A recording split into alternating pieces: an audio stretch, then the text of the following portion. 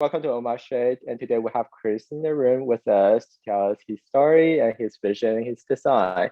So, Chris, can you tell us a little bit more about yourself?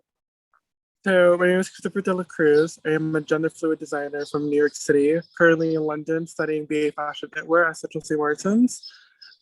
Yeah, I grew up in the city my whole life, and I got the chance to come to London to study at this prestigious school. And I hopped on a plane and got myself to London, and now I'm here. Yeah, that sounds great. So, can you tell me your recent collection? Because you just finished one collection, right? Yes, I recently just finished a collection called Dream Boys, a collaboration with Perfect Magazine and Tommy Hilfiger. It was an amazing opportunity since Hugh Grant left Love magazine to create her new magazine called Perfect.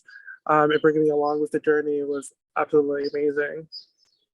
Can you tell us a little bit more about that, the whole experience with Tommy Hilfiger and the Perfect Magazine? Yes, so for their first issue, Zero, they took my whole collection that I've done previously, SESM, and I guess they just loved my direction. They just loved my work. And they emailed me one day asking me if I wanted to be part of this opportunity. So basically, Tommy Hilfiger was offering grants to a group of selected designers, well more established than I am. So I felt very honored to be amongst the other designers that we were a part of. But yeah, it was just an amazing opportunity. They give us a certain amount of money, and they wanted us to make a collection and a video and kind of just have fun with it. So I took this opportunity to just do as much as possible. Wow. So, is it already released or like?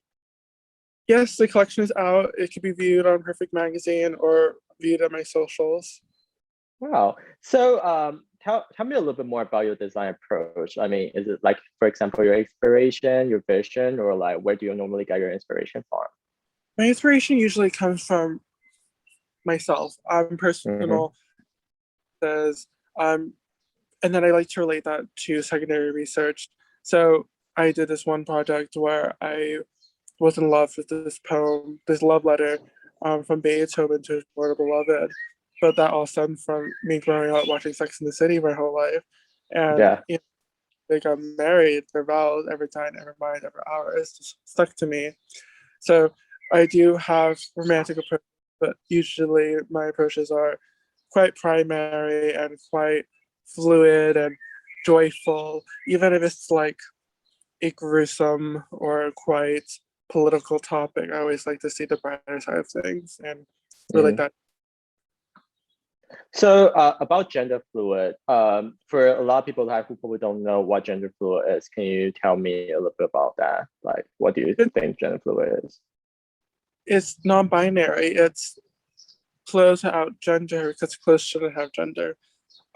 Yes, the male and female body are built differently, so we require different technical aspects of like garment construction when it Mm-hmm. comes to those for these different genders. But overall, clothes is clothes, and Yeah. I remember up as a kid, like I always looked quite feminine. I identify as he, but Mm-hmm. people use all the time for a she, but that's perfectly fine. Um, but I remember just like going to the women's section, looking at a shirt, and be like, why can't I have this shirt? Why is this shirt not in the men's Yeah. section? And even if there's like a version of the shirt in the men's section, it's a lot more expensive than Mm-hmm. it is section. I'm like, I don't get it. Why would I spend double the money in the men's section to get the exact same shirt? I have to just get it in the female section. So it clicked to me. I'm like, I grew up in the most liberal city in the world, Yeah. and I'm still having to decide whether I need to shop in the men's or women's section. Why is that a thing? Mm-hmm. So yeah, that was really interesting because I discussed with our other designers about this issue too. Because like for now, like gender is more less and less like a thing, other than because like you cannot really define what masculinity or like femininity is. So like when I asked the other designer about like, because she said like her work is a little bit more feminine, I was like, so I was asking her about like her approach of like her femininity, like modern femininity, and she was like, no, I don't think that's a really good word for me right anymore. And she said that she used the other word like delicate to describe her work. I was like, wow, that's actually quite interesting. So yeah, and then the other designer was talking about like, yeah, genderless is more like a thing right now. So like in some way, like school, they still have men's wear, women's wear, but in a way that like people sort of kind of stop to like design accordingly in a way because gender is the last thing. So you lived in New York before, and then I mean you was born in New York, and then you grew up there, and then now in London. What do you think the most like different things? I mean between the cities. I don't know. I guess the main thing I've noticed is London's a lot more useful. I feel like it's the perfect city to be a student in because you're just surrounded by other students and other people experiencing the same things as you, rather than in New York, everyone's quite established and you're always just trying to climb a tree that you're not ready to climb yet. That being said, I do love growing up in New York because since I turned 16, I was allowed to work. I took any job opportunity I could, and I ended up working on like Vogue campaigns and jewelry campaigns and styling and backstage for fashion shows since the age of 18. And I cannot get that experience anywhere else. True.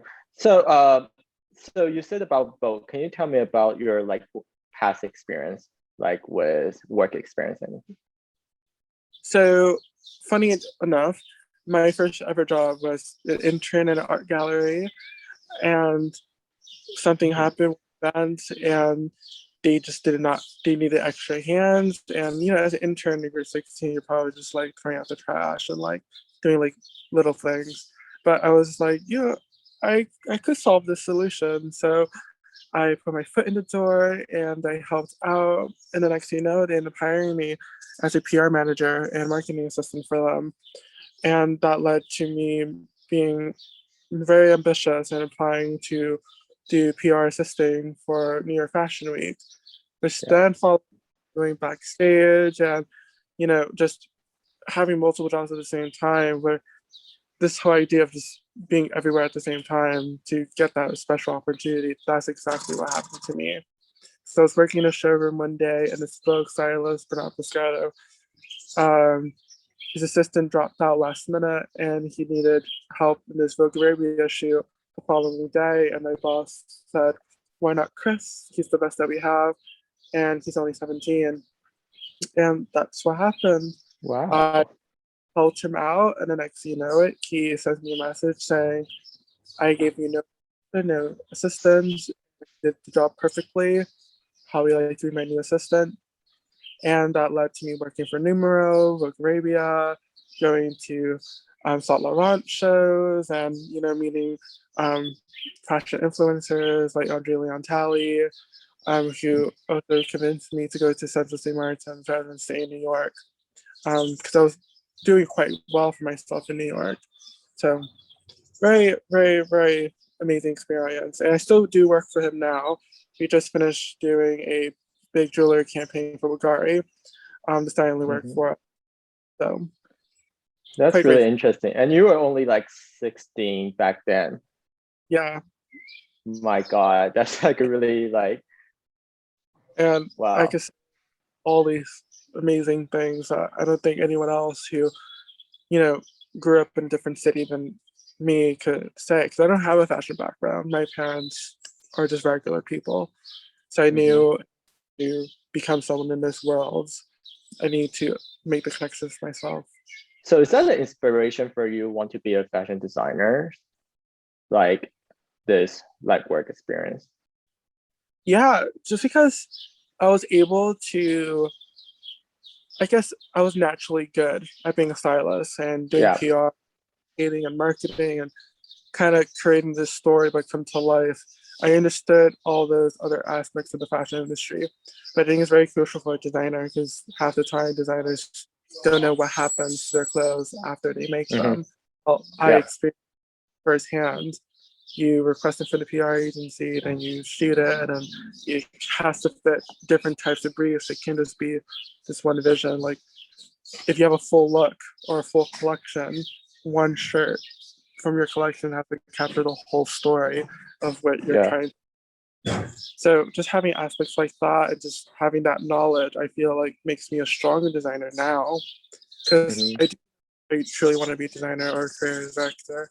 But I know exactly what comes into that. Yeah. So you think, do you think that your like styling like skill help you with your design process? Yes, for sure. I think my tutors, the world at the moment is realizing that, because when I create a look, I'm creating a narrative. And that's exactly what styling basically is. You're trying to embody this image of a moment in time, captured in a still frame. While in clothing, you're trying to capture this moment, but living your everyday life. It's like when you go shopping, when you buy a cozy sweater, you know that cozy sweater is going to be with you on days you feel insecure, or days you feel a bit down, or days you just feel chilly and you just want something to snuggle up with, or that perfect, beautiful black dress in your closet that it's going to make you feel amazing when you go out, or a blazer that makes you feel amazing in a job interview. Like clothing have a story. So designing with that in mind, I think what's making me go further in my career. Yeah, I mean, so like for now, like when you design, you probably also thinking about like how am I gonna style this, or like is there any like element things I can put into to make this like the story like even more like fulfills in a way. So I guess that's like a lot of like other designers doesn't really have the skill of like thinking ahead of like how is styling or like even for the shoot or other things. I think that's really interesting. So I kind of want to go back to like genderless fashion for a little bit. So Yes. like for now, like genderless fashion is sort of kind of like in, do you think it's still in the beginning like phase, or do you think? Of course, it's definitely in the beginning phase, because unlike other people, I don't think genderless fashion is a trend. I think it's a move that other designers need to, think about when they're. Embody. Although, you know, our education system in fashion have menswear and womenswear, Yeah. I still believe that's okay. Just because there's different aspects when it comes to the actual aspect of things. Menswear, they're more focused on tailoring, while women's wear, they're focused on silhouette. So having the differentiation of the two is helpful for your education, because it's either you want to do pattern making or work in an atelier, or work from Mugler and do all these amazing silhouette work. But I guess in an educational standpoint, I understand that, but maybe they could change the name, or I guess be more vocal about what that means in an educational standpoint. But why speaking about genderless fashion, there's designers since I think 2015 who started to be more inclusive with their menswear and branch out a bit more rather than just a bunch of black suits. Now menswear fashion, people are looking at it, people are wanting it, and people are going to the other side. Like I remember guys back in the day, like in the gay community, you just go to the women's section, but now we have the girls coming to our section in the stores, and it shouldn't be like that. It should just be all one section, Yeah, that's very true. And then now, like, I mean, obviously with TikTok, people like, well, a lot of like male TikToker already start to like do the nail polish and this kind of things. And like, I think that definitely will like sort of kind of accelerate the process of like new genderless fashion. So for people, how do you think that we can accelerate that as well? Is there any other things? Because I mean, like you see like Harry Styles is like wearing like a little bit more like sort of kind of like a little bit more like dress, that kind of things. I mean, that's something that people wouldn't do before, and obviously with Met Gala like last year, I think, or the year before. No, not last year, definitely the year before. And then people start to dress up like really like a little in in the old time, people will probably think that that's a little bit much, but like now, like people like kind of think that was probably okay. And then like, of course, with like social media, like a lot of people have like a more acceptance with this kind of thing. So is there any way do you think that it's better, or is there any way that do you think is good for us to accelerate this like trend or like into like into our normal life? I feel like for the fashion industry to change and to get movement, because I don't and I believe this is a movement. I feel like for these fashion brands in Paris, their atelier, to hire more gender neutral designers into their women's wear and men's wear categories, that will have a major influence just the work they produce and what happens in fast fashion. At the end of the day, whatever happens in Paris gets diluted into fast fashion. You know what I mean? Whatever, Louis Vuitton posts on their runway, Zara makes it the next day. It's one of those things. And I feel like younger generations, they don't care for what gender is. I see little kids, little boys running around like dresses and the nails and doing TikTok dances and all this stuff. I'm just like, it's amazing. So I feel like we are on the right track. We just need to work from the inside. Yeah, sorry, keep going. I was gonna just say, like, there's only, I guess, in my mind, one gender fluid designer, and that is Reed, who the world has accepted and the world has established as him as a one gender fluid designer. We can't just have one gender fluid designer. We need to have one. There's more than one vision. The same way there's more than one women's wear designer and one men's wear designer. I got what you mean. So it's almost like from like the top tier fashion houses. So then you can like sort of kind of trickle down to like fast fashion or like more over like into our daily life. Yeah, that's really interesting. I really like that ideas. And then I think that's really a really good ideas to like trickle down and then like make this like accelerate this I wouldn't say trend, but like accelerate this like process of like people like accepting like genderless like fashion. So for your future, I mean, do you have any like? Can you tell me about your vision for your future? Where do I start? I had a 10-year plan since I was 11, and each year I take my 10-year plan. But I'll give you a brief summary of that plan.